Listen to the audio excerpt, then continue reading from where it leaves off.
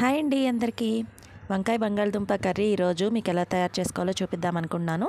ఈ వీడియోలో చూసేయండి.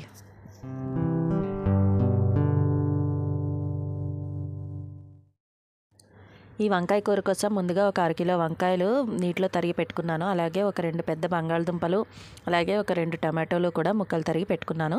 వంకాయలు ఎప్పుడైనా ఉప్పు నీటిలోకి తరిగి పెట్టుకోండి, అప్పుడు అందులో ఉండే కనరంతా కూడా పోతుంది. అదేవిధంగా స్టవ్ ఆన్ చేసి ప్యాన్ పెట్టుకొని అందులో ఒక 2 స్పూన్లు ఆయిల్ వేసుకోవాలి. ఆయిల్ కాస్త హీట్ అయిన తర్వాత ఇందులోని ముందుగా పోపు దినుసులైన ఆవాలు, జీలకర్ర, మినపప్పు, శనగపప్పు, ఒక 2 ఎండుమిర్చి ముక్కలు చేసుకొని ఇందులో వేసుకోవాలి. వేసుకున్న తర్వాత మనం కాస్త గోల్డెన్ కలర్ వచ్చేదాకా కూడా వీటిని బాగా ఫ్రై చేసుకోవాలి. ఇవి కాస్త వేగుతున్నప్పుడు ఇందులోని ఒక స్పూన్ పల్లీలు వేసుకోవాలి. పల్లీలు నేను ఆల్రెడీ ఎప్పుడు ముందుగా వేచి పెట్టుకొని ఉంచుకుంటా కాబట్టి తర్వాత వేసాను. ఇదే పచ్చిగా ఉన్న పల్లీలు అయితే మాత్రం ముందు పల్లీలు ఫ్రై చేసుకొని ఇవి కాస్త ఫ్రై అయిన తర్వాత ఈ పోపు దినుసులు అయితే మీరు యాడ్ చేసుకోండి.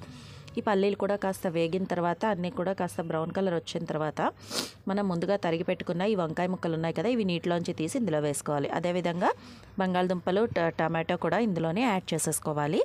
ఇలా 3 యాడ్ చేసేసుకున్న తర్వాత వీటన్నిటిని కూడా మనకి బాగా పోపులన్నీ కలిసేలాగా కలుపుకోవాలి.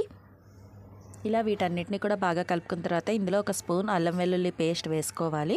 ఇది ఇష్టం లేని వాళ్ళు స్కిప్ చేయొచ్చు, కానీ వేసుకుంటే మాత్రం చాలా టేస్ట్గా ఉంటుంది కర్రీ అయితే. ఇది కొందరు ముందే పోపులోనే వేస్తారు.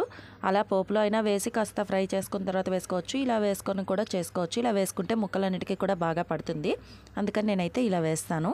ఇంకా ఈ అల్లం వెల్లుల్లి పేస్ట్ ముక్కలన్నిటికీ బాగా పట్టేలాగా మరొకసారి మనం బాగా ఫ్రై చేసేసుకోవాలి. ఇలా ఫ్రై చేసుకున్న తర్వాత మనం మూత పెట్టి మగ్గించుకోవాలి. దీన్ని మీడియం ఫ్లేమ్లో మాత్రమే చేసుకోండి. ఒక 5 నిమిషాల తర్వాత మనం మూత తీసి చూసినట్లయితే చూసారు కదా, వంకాయ ముక్కలు కాస్త కలర్ చేంజ్ అయితే అయింది. దీని అంతటినీ కూడా మీడియం నుంచి లో ఫ్లేమ్లో మాత్రమే పెట్టి చేసుకోండి, లేకపోతే అడుగు మాడిపోతుంది. ఇప్పుడు ఇందులోకి ఒక 1/2 టీ స్పూన్ పసుపు వేసుకోవాలి. పసుపు యాంటీబయాటిక్ కాబట్టి అన్ని కూరల్లోకి మేమైతే పసుపు వాడతాం, ఇష్టం లేని వాళ్ళు స్కిప్ చేయొచ్చు. అదేవిధంగా రుచికి తగినంత ఉప్పు, అదేవిధంగా ఒక స్పూన్ ధనియా పౌడర్ కూడా ఇందులో యాడ్ చేస్తున్నాను. ఈ ధనియా పౌడర్ వేసుకోవడం వల్ల టేస్ట్ అయితే చాలా బాగుంటుంది కర్రీకి. అదేవిధంగా ఒక స్పూన్ జీరా పౌడర్ కూడా నేను ఇందులో యాడ్ చేస్తున్నాను. అలాగే మసాలా పొడి ఒక స్పూన్. ఈ పొడులన్నీ వేసుకోవడం వల్ల కూరకైతే మంచి రుచి అయితే వస్తుంది. ఇలా అన్ని పొడులు వేసుకున్న తర్వాత మరొకసారి ముక్కలన్నిటికీ బాగా పట్టేలాగా మనమైతే కలిపేసుకోవాలి. ఇలా కలిపేసుకున్న తర్వాత వీటిని ఇంకా మూత పెట్టి దగ్గర అయ్యే వరకు కూడా మగ్గించుకోవాలి. ప్రతి 5 నిమిషాలకి ఒకసారి మూత తీసి మనం కలుపుకుంటూ ఉండాలి. చూసారు కదా, కాస్త దుంపలు ఇంకా కొంచెం గట్టిగా ఉన్నాయి, అందుకని చెప్పి నేను ఒక 1/2 గ్లాస్ వాటర్ అయితే ఇందులో యాడ్ చేశాను.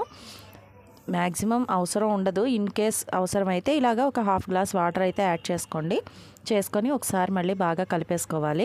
ఎక్కువ వాటర్ అయితే వేయొద్దు, మళ్ళీ వంకాయలన్నీ కూడా బాగా ముద్దగా అయిపోతాయి. అందుకని చెప్పి ఒక 1/2 గ్లాస్ వాటర్ అయితే యాడ్ చేసుకొని మళ్ళీ మూత పెట్టేసుకోవాలి. ఇలా మూత పెట్టుకొని ప్రతి 2 నుంచి 3 నిమిషాల మధ్యలో మూత తీసి మనం కలుపుకున్నట్లయితే మనకి కూర అనేది రెడీ అయిపోతుంది. మనం కూర రెడీ అయిందో లేదో చూసుకోవడానికి ఒకసారి ఇలాగా అట్లకాడతోని కానీ ఏదైనా స్పూన్తో కానీ నొక్కి చూసుకుంటే మనకి మెత్తబడినట్లయితే కూర అయితే రెడీ అయిపోయినట్టేనండి. ఇలా మూత పెట్టి మగ్గించుకున్న తర్వాత మనం ఒక 5 నిమిషాల తర్వాత మూత తీసి చూసినట్లయితే వాటర్ అంతా కూడా ఇందులోనే అయిపోయింది. చూసారు కదా, ఒకసారి మనం బాగా కలిపేసుకున్నట్లయితే మనకి ఈ వంకాయ బంగాళదుంప కర్రీ రెడీ అయిపోతుంది. సర్వింగ్ బౌల్లోకి తీసుకొని కాస్త కొత్తిమీరతో గార్నిష్ చేసుకున్నట్లయితే ఎంతో టేస్టీగా ఉండే వంకాయ బంగాళదుంప కర్రీ రెడీ. ఈ వీడియో కనుక మీకు నచ్చినట్లయితే లైక్ చేయండి, షేర్ చేయండి. అదేవిధంగా మధుస్ హోమ్ టిప్స్ అనే మన ఛానల్ని సబ్స్క్రైబ్ చేసుకోండి. నెక్స్ట్ వీడియోలో మళ్ళీ కలుద్దాం. బాయ్.